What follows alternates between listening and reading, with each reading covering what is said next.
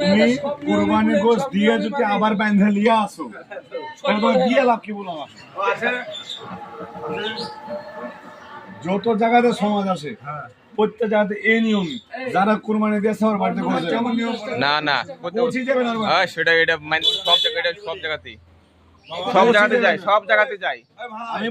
আমি বলছি আমার বুলার কি সাথে সাথ কি, আমি তো সমাজের মেলা গোশ লিয়ে যান আবার বাঁধে প্রত্যেক জায়গাতেই। কিভাবে কিভাবে ভাজি দিতে তোমার বকরি একটু 12 কেজি করে হলো, হ্যাঁ বকরি 12 কেজি মাংস হলো, কত দিতে সমাজে সমাজে এখানে কোনো নির্দিষ্ট ভাবে কোনো কিছু নাই, আইন নাই, হাদিস নাই, কিচ্ছু নাই যে 3 ভাগ করতে হবে। হ্যাঁ এতক্ষণ লাইন নেই হবে।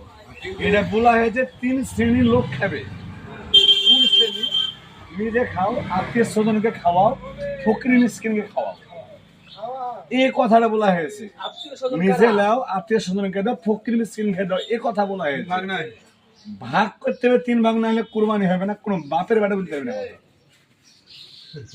সারা জীবন চ্যালেঞ্জ থাকলো, কোনো ইমাম বলতে পারবে না কথা। এখান থেকে আপনার মধ্যে